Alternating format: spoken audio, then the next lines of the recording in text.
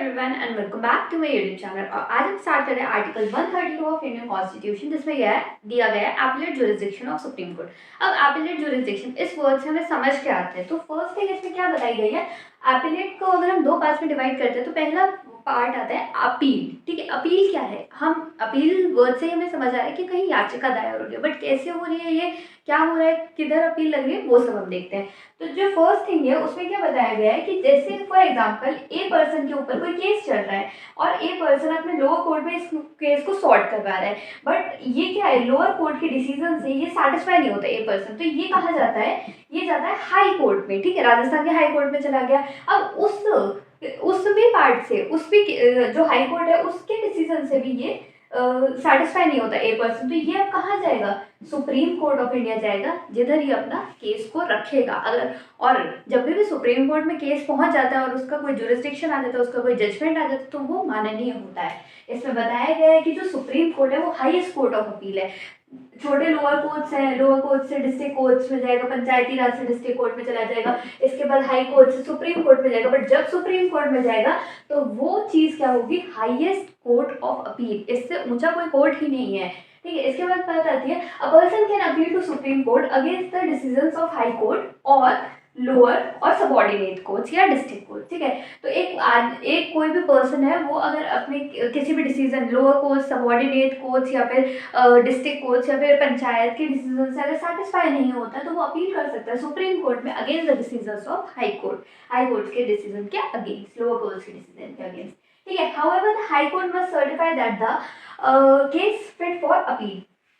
पर high court को ये सर्टिफाई करना पड़ेगा कि ये जो केस है वो अपील के लिए फिट है। ठीक है, क्योंकि सुप्रीम कोर्ट में वही केस दिए जाते हैं जैसे फंडामेंटल का इन्फ्रिंजमेंट, फंडामेंटल राइट्स का इन्फ्रिंजमेंट या फिर और भी तरीके। तो जो हाई कोर्ट है वो चेकआउट करेगा कि जो ये केस है जो जाना है सुप्रीम कोर्ट में, जो हाईएस्ट कोर्ट ऑफ अपील है उसमें जाना है, तो ये कितना फिट है ये केस उसके लिए, और अगर वो होता है तो हम सुप्रीम कोर्ट में जाके अपील कर सकते हैं। ओके, तो 132 में अभी इतना है। फिर आगे अब हम बात करें आर्टिकल 132 के अगले वाले स्लाइड में। ठीक है, तो इसमें क्या बात आता है कि if the person is sentenced with death punishment, अगर किसी इंसान को डेथ पनिशमेंट मिला है इन क्रिमिनल केसेस में मिलेगा ऑब्वियसली डेथ पनिशमेंट, तो given by the lower court, किसी लोअर कोर्ट ने दे दिया है, तो वो क्या होगा, जो ये डेथ पनिशमेंट है, अगर तुम्हें इस लोअर कोर्ट के डिसीजन से तुम मानते नहीं हो या फिर तुम्हें समझ नहीं आता, तुम क्या करोगे, जाके आप अपील करोगे, और appeal can be made to high court, या तो लोअर कोर्ट है तो हाई कोर्ट में चला जाएगा, और अगर हाई कोर्ट में ही है तो वो कहाँ जाएगा, सुप्रीम कोर्ट में। ठीक है, अब इसमें क्या है, सुप्रीमेसी भी दिखाते हैं सुप्रीम कोर्ट की, कि ये बोला जाता है कि सुप्रीम कोर्ट जो है वो एक एपेक्स कोर्ट है। ठीक है, इसके ऊपर कोई कोर्ट नहीं है, और जो फाइनल इंटरप्रेटर ऑफ कॉन्स्टिट्यूशन, किसी भी बात के 2 या 3 मतलब निकल सकते हैं, बट जो फाइनल इंटरप्रेट करेगा सुप्रीम कोर्ट ही करेगा, और उसने जो इंटरप्रेट किया है वही माननीय होगा। ठीक है, इसके बाद बात आती है, in this supreme court will consider the case and legal issues involving in it. जब भी कोई अपीलेट जुरिस्डिक्शन वो अपना एक्सरसाइज करेगा, तो उसमें ये जो सुप्रीम कोर्ट है वो केस का जजमेंट भी चेंज कर सकता है, उस केस को रिकंसिडर भी कर सकता है, रिकंसिडर केस को करेगा, और उसके बाद उसके जो लीगल इश्यूज है उसमें जो इन्वॉल्व है उसको इंटरप्रेट भी करेगा, उसके बारे में बताएगा भी, केस को भी देख सकता है या फिर उसके लीगल इश्यूज के साथ भी डील कर सकता है। ठीक है, इसके बाद हम वापस से पढ़ते हैं 132 में और क्या क्या चीज़ें हैं। ठीक है, मुझसे ना थोड़ा माइक हैंडल नहीं हो पा रहा है, मतलब तुम लोगों को मेरी बातें सुनाई नहीं दे रही, तुम थोड़ा एडजस्ट कर सकते हो, पर तुम नहीं कर रहे हो, और बात भी वो नहीं है, तुम सुनना चाहो तो तुम सुन सकते हो मेरी बातें, पर तुम्हें सुननी नहीं है इसलिए तुम नहीं सुन रहे हो। तो फिर मेरे आगे ना बहाने मत लगाओ कि तुम्हें सब आवाज़ नहीं आ रही, मेरा तो सर दुख गया इसको यहाँ लगाया और फिर ये पता नहीं कहाँ ही चला जाता है। ठीक है, स्टार्ट करते हैं।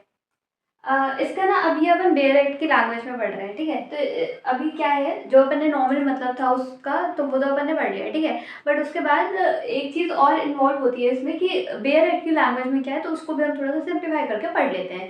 ठीक है, तो फर्स्ट थिंग इसमें क्या बोली गई है, एन अपील, क्लॉज 1 में बोला गया है कि an appeal shall lie to the supreme court from any judgment.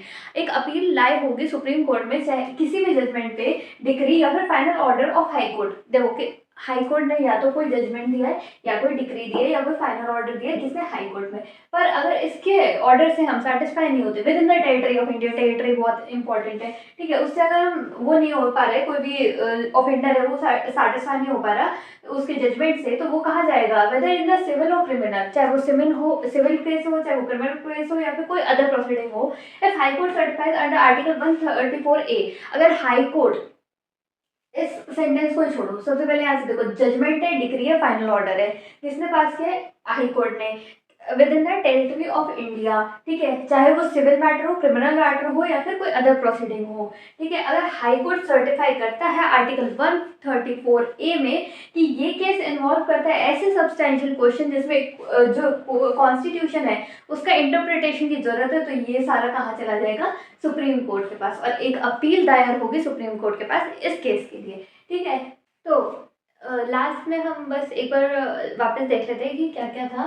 एक तो सुप्रीम कोर्ट जो है वो एपेक्स कोर्ट है, उसके डिसीजंस क्या होते हैं, वही माननीय होते हैं। जब भी कोई इंटरप्रिटेशन की बात आती है या फिर कहीं ऐसे सिविल क्रिमिनल केसेस की बात आती है जहाँ पे इंटरप्रिटेशन ऑफ कॉन्स्टिट्यूशन ही करना पड़े, तो हम जाते हैं अपील करने सुप्रीम कोर्ट के पास, ठीक है, या फिर हायर कोर्ट्स के पास, लोअर कोर्ट से हायर कोर्ट्स के पास और हायर कोर्ट से सुप्रीम कोर्ट के पास। उसके बाद सुप्रीम कोर्ट जो अपना डिसीजन सुनाता है वो फाइनल ऑर्डर होता है, ठीक है। ये आर्टिकल 132 में अपीलेट जुरिसडिक्शन के बारे में सब कुछ बता रखा है। अब इसके बाद बात क्या आती है कि जो अपीलेट जुरिसडिक्शन है वो final order of supreme court से ही होता है। बाकी हमने इस वाले आर्टिकल में पूरा पहले पढ़ लिया है, ठीक है। और thank you for watching, that's all for article 132 and that's all for this video. और मैं आपको मिलती हूँ अगले वीडियो में, तब तक आप अपना ध्यान रखिए, खुश रहिए, बाय बाय, टाटा, टाटा।